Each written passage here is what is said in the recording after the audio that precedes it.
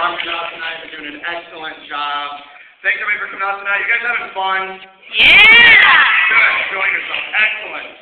You're hot. So, I was walking on stage. I've been good all day. I haven't Really? been nervous or anything. You know, I'm kind of off stage, and then I start to get nervous. Like, oh man, I'm going on like now.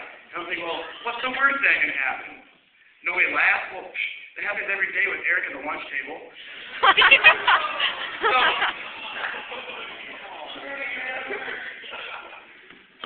okay, fix the mic. So anyway, Lapeer is growing by leaps and bounds, and I know everybody's seeing that with all the new food places that we got. And I'm starting to see more and more of these gangster thugs walking around Lapeer. And it bugs me, because I'm like, what? Now that we have a Starbucks and a GameStop, we're more of a city?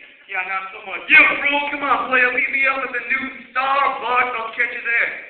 No. Like, once we start getting, like, a White Castle or a Popeye chicken or something, that's when I'll allow all that. We live in a small town, and everybody knows my dad's a doctor. Well, it can be good, it can be awful, because of the fact that all my friends have to let me know. Dude, your dad just gave me a physical yesterday. There's a reason why he can't tell me stuff, alright? Ugh. But I'm thinking about, you guys don't really realize how awkward that is, because, like, who knows if the girl you're dating? Seriously, like, I'll bring a girl over, and it'll be my first time to meet my parents, and I'll be like, hey, mom and dad, this is Lindsay, mom and dad. And Lindsay's like, oh, hey, Dr. Worcester, how you doing? And I'm like, ugh! How much of Lindsay is my dad seen? Do you know what it's like to know that quite possibly your dad has seen the girl that you're going to be dating more in the news than you have?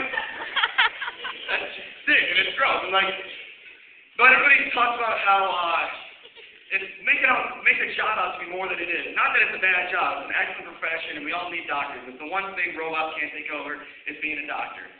And but everybody thinks it's going to be like ER or House. Well, no? Yeah, that's great, except House is always the exact same thing, and it's never like that. Okay, anybody watch House? Yeah. No? I do too. So, wait. I know what's going to happen on House, okay? The crazy guy's going to come in, and he's going to find out about some crazy new disease that nobody has a cure for, and him and his, like, wisecrack team of interns are going to find a cure. Well, yeah, that's not really how everything all works, especially in Lapeer. Nothing like that happens.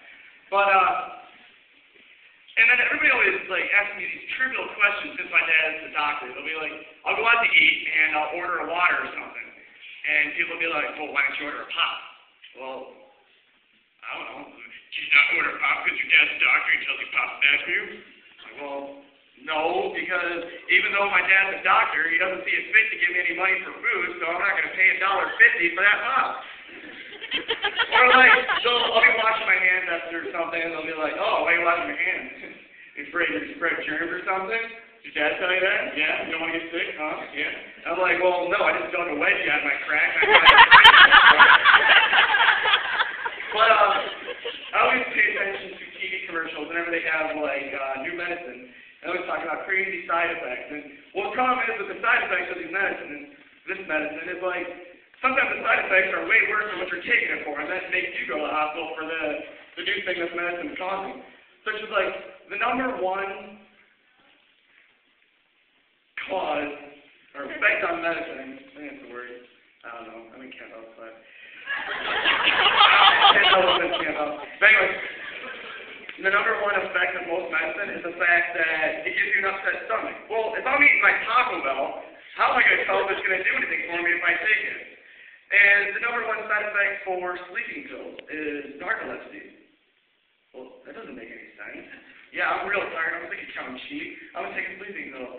Oh my, now I'm really awake. And the problem with a lot of acne medicine, I found out, is the thing is people just load up on it and they'll take a ton of it right before a big event's happening. Or they'll start a new prescription right before something's happening like prom. They'll be like, okay, I gotta get rid of this, I'm gonna go to a dermatologist. Well, anyway, so the problem is that they don't realize is that acne medication, what it does is it pushes out everything you have left before it fixes everything. So then 10 days later after you take it, your face is looking like World War II for prom. Yeah, that's a real great plan. And then a lot of like ADD medication and focus factor. That has caffeine in it. Well, that doesn't make any sense. I remember that in school. I couldn't focus. I was like ADD, I'm pretty sure. I don't know. But I'm pretty sure if you gave me caffeine, that wasn't going to do a whole lot to help me sit down. And Viagra even. Number one side effect is to stay longer than 4 hours. Well, pretty sure for that one, I wouldn't be the one going to the hospital. I'm sorry about that one. Anyway, and there's like self-esteem medication for depression and stuff. Well, that's great and all, except one of the main side effects is you lose bowel control. Well, that's really good. I take my medication, I'm doing really good. I go up to meet a girl, I'm like, hey, my name's Freddie. Yeah. But the other day, I had a really bad headache, so I went to the store, and reading, and so I get some Tylenol, the new liquid relief capsule, ultra million megagram, whatever, and reading the side effects on the back, and it's just got this whole list of stuff. It's like, this may cause depression as well, shortness of breath, wheezing, headache, blurred vision, double vision, no vision, colorblind, insomnia, hair loss, hair growth, acne, dry skin, oily skin, increased flatulence, constipation, liver, kidney failure, pigment changes, breast development in males, rapid heart rate, no heart rate, slow heart rate, nausea, heartburn, indigestion, upset stomach, diarrhea. But I always thought how cool it would be, like, I have two friends whose dad has my own, like, a fast food place, and they're just like, well, yeah, my dad says you guys come over, I'll bring over some beef and cheddar or something. I'm like, sweet. Yeah, you guys can come over next week. Free physicals. Blue shops on sale. Come on over. But I love my dad. He's a great doctor and everything. Don't get me wrong, Dad. But anyway, so recently I had to go to California for a funeral. Thank you for not laughing. And it was during the winter, so it was pretty much airport hell, pardon my French. And, well, first of all, I don't think it's spring break. How many people have ever flown before? That's a lot of hands. Okay.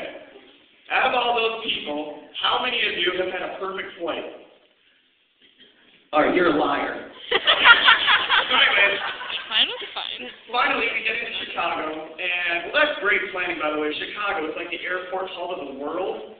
Well, I don't know who thought that up, but they might have forgotten it has 4 seasons, including lake effect snow, which affects every other continental flight.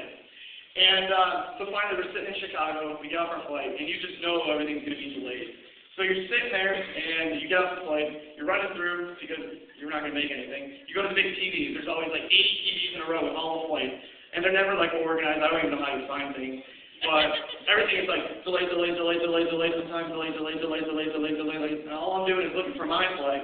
And I thought it'd be so much better if they just had like a giant 68-inch flat screen TV with all the delayed flights and like a little teeny 7-inch screen TV with all the flights on time. And so anyways, we finally get off the flight and we go down to Phoenix, Arizona. And we got rerouted 8 times. And we're sitting in Phoenix, Arizona airport, and this place is built and it looked like an Adobe reservation. Like all the constructions and stuff is supposed to be authentic, because Adobe Indians had airports. And on the inside, there's always like little shops with snacks, magazines, and drinks. And they have like little keychains and things to represent the state. Well, in Arizona, it was like snacks, drinks, magazines, little things. And on the bigger space, it was like salsa, hot sauce, and ancient Indian artifacts. Because that's what they want to be remembered for.